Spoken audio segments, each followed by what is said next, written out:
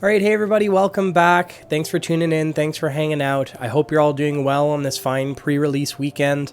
I know I'm looking forward to it. Should be a relatively quick video for today. I just have a couple things I wanted to go over. A bit of a quick channel update. I'm going to give you guys a bit of an altar update as well, and I want to show you what I've been working on of late. And I also wanted to talk briefly about the counterfeit issue that we've been dealing with in Flesh and Blood of late. So I actually have an example for you guys, and I wanted to talk briefly on a couple points. So first and foremost, channel update. Now is a great time to subscribe if you haven't already. My 100 subscriber giveaway is still live on the channel, so I'll link to that video, and you can go check that video out to find out how to get entered. You can enter to win a free custom altar, free custom Flesh and Blood altar, hero of your choice. So go check out that video if you haven't already. Also, yeah, make sure to subscribe because I'm going to be opening some outsiders. Really looking forward to getting into that set, but I'm going to be opening up a bunch of outsiders. And I'm going to be doing some custom altars with the new cards. So likely going to be putting some altars together for the new heroes, and I'll be doing some giveaways there as well. So to get involved, make sure you're subscribed first and foremost. I also put together a separate music channel. So if you like the background music, as mentioned prior, I did recently post a long play of that music on the main channel. But I decided to also just put together a secondary channel where I can post some of the music that I've been producing for the main channel. So you can find it under Zen State Music if you just look up Zen State Music, or I'll have a link in the description below, as well as on my page. So if you just visit the YouTube page, you can find a link to the music channel as well. Okay, now I wanted to talk about the altar that I've been working on of late. This is a bit of a bigger project, and it's something that I've had in back of mind for a while. So, you know, I saw images of these abacus style shadow box altars online for multiple TCGs. I haven't actually seen any for Flesh and Blood, but things like Pokemon, Magic, all that kind of stuff. And so I decided to, for my first attempt, just put a border together. So this is my first attempt at an abacus style shadow box altar. Obviously it's lacking a hero. The idea is that I'll have a hero in the background here. But yeah, really cool. So it's 10 deep. It's quite thick because it needs to be able to support the little working abacus. So if it's laying flat, I need to be able to freely move the abacus. So that means I need, you know, a certain depth for those beads to still lie flat against a card back, or in this case, the table. So, you know, a fun thing to play with. Is it super functional? I mean, yes, it's functional, but are you going to count your life by moving the little beads? Maybe. And you very well could. So there's 10 beads on each row. So this is appropriate for a Blitz hero. And as you take damage, you can kind of move beads from one side to the other, sort of thing. But, you know, it's more of a novelty. It's a cool, fun thing to do. So I do want to throw a hero in the background. As you likely have noticed, I put a shadow border on this one. Chain, my favorite hero, is probably going to be the hero that I first play around with this altar for. So this is just the shadow box altar I showed off on the channel previously that I did for young Chain. The idea is I would do something similar, but with this border I would like to fill in the border a little bit. So I would have to have his art come forward more and fill in the border. So this is just kind of an example of sort of what it might look like. But I would add more depth, even more depth to his art, and have more layers and separate, you know, the background from the foreground more and fill in this border a little bit. But for the most part, this is sort of what it could look like. You know, I could also bring his name for it. It's quite deep under that, you know, those multiple layers. You lose a bit of detail on the card, but, you know, if you know what the hero does and you have another example of that hero, it shouldn't be an issue. Again, more of a novelty, right? So this is what I've been working on. I will post an update as soon as I finish. Once I do decide on a hero, throw the hero and complete this altar, I will show you guys the finished product. But more or less, it will resemble something like this with a working abacus on the bottom. kind of fun and a fun thing to be working on. So I'm probably going to do a couple of these, and so stay posted. I will give you guys some updates as these fun altars progress. Okay, so that's all I've been working on really in terms of altars. Been a bit of a slower week for altars. Another thing I wanted to talk about is counterfeit cards in the game, in Flesh and Blood. So I have a couple examples here.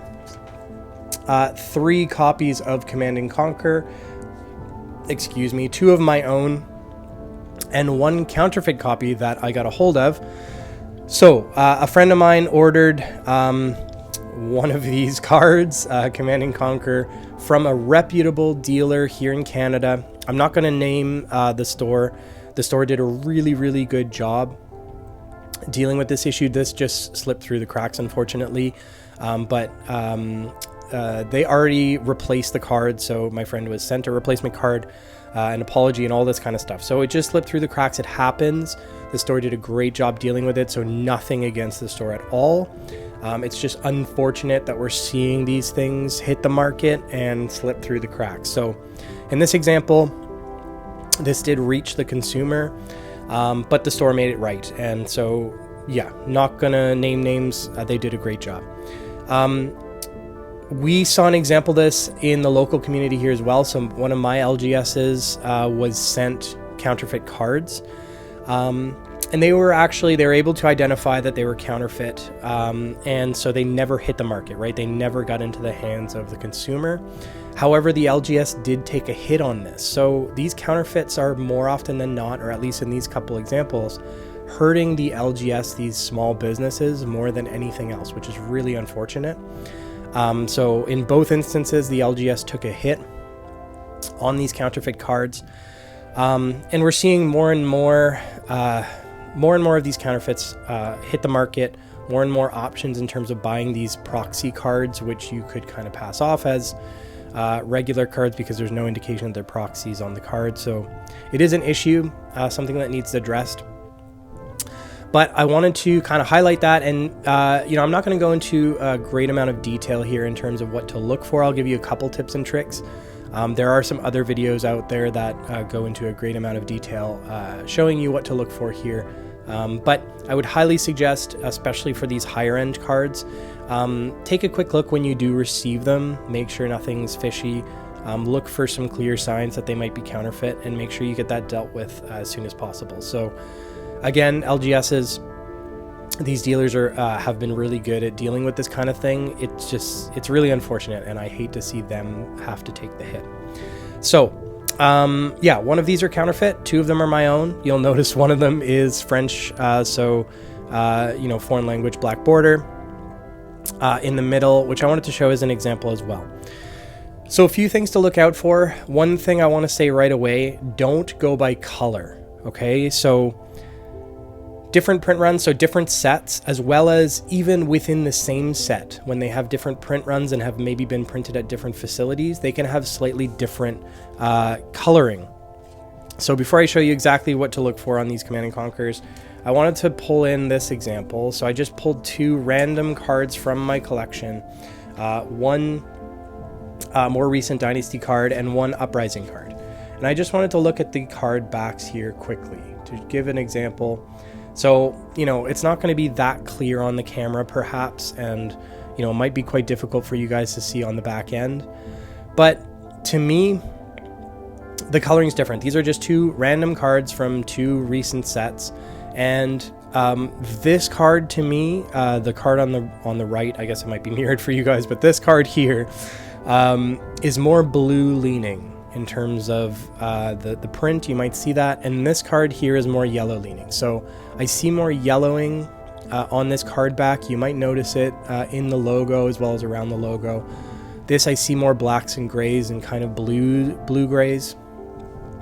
So slight differences in terms of color, and this is not an indication of real, not real. So be careful in terms of color. Don't go on color.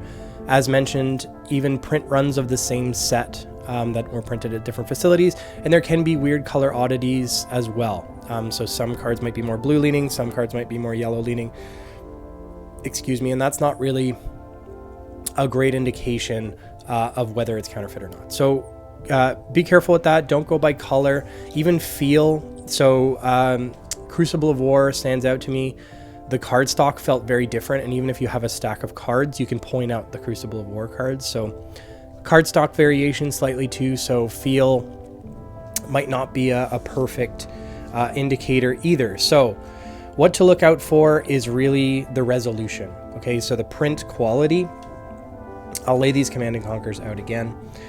Well, before I get into that, another, the foreign language black border stuff had some weird print issues too, which is why I wanted to give you guys this example. This is a real card, French foreign language black border, but it did have some print oddities. And I have 2 copies of Command & Conquer in French, and they have the exact same flaws. So you'll see that the border is a little offset. It looks like, I don't know, the printing was not perfectly aligned or something, and the border, there's some whiting on the border on the left.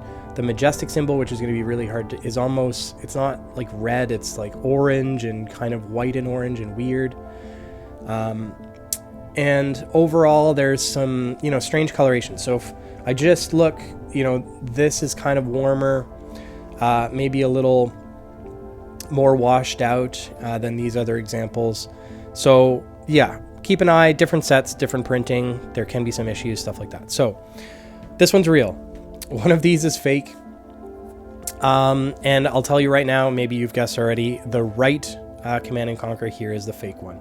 So coloring definitely can be our first indication, but really focus on looking at print quality. Another, maybe the most obvious giveaway, if you just look at the resource symbol, or I guess the cost symbol, what it costs to play the card, look at the font and look at the spacing of, the little symbol, things like that. So these two, if I can get it to focus, there we go. Pretty similar, similar spacing, similar font, maybe slight variations just from set to set. This one looks quite different. So again, it's going to be a little bit hard to see on the camera here. It's very obvious in real life, but the little slices that make up the symbol are further apart. They're skinnier. The font looks different. The font of, the artist's name and LSS is also different. If I can get it to focus again. Again, it's going to be difficult to pick out on the camera here, but skinnier font on the Counterfeit one at the one on the very top. Then the other two a little bit more bold. But yeah, the most obvious thing, if I just drop the French foreign language black border one, is just looking at resolution. And again, it's not going to come across on the camera here, unfortunately. But to me, with the naked eye, I could almost see the print dots on the Counterfeit card, whereas I can't. It's a lot smoother of a print on the real card. You can see he's a little pale, looks like he ate something bad. But with the naked eye, with high resolution, you can really, really see the print quality is lower on the fake one. If you can't immediately pick that out, in this case, it is more of an obvious example. Again, I know it's not going to come across on the video. I apologize. But with the naked eye, I promise you can see the print dots. You can clearly see when you look closely, the print quality of the Counterfeit card is far less. Even just looking at the scroll that he's presenting here, it's a lot smoother. I don't see those print dots and variations in color within it as much. If you want to be extra super sure, you can pick yourself up a little jeweler's loop. I got this one on Amazon. And maybe this might help us see what I'm talking about. So if I zoom in on his face, and you guys can kind of see that, you can see the individual print dots, which I can actually see with the naked eye. You're going to see some print dots, obviously, when you magnify it on the real card as well, but far less. Okay, here, I'll move this here so you can kind of get the same angle. So a lot smoother. Yes, we see some print dots, but we don't see super distinct variations in the color. It's a lot smoother of a print compared to here you can really see those print dots. I hope you can kind of pick that out. So overall quality, another dead giveaway on the back. You know, color variations obviously, but be careful with the color variations.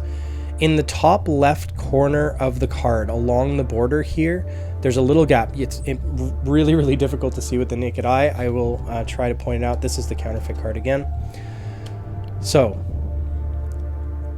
top left corner, if I follow this border down, at some point there's going to be a break in the border.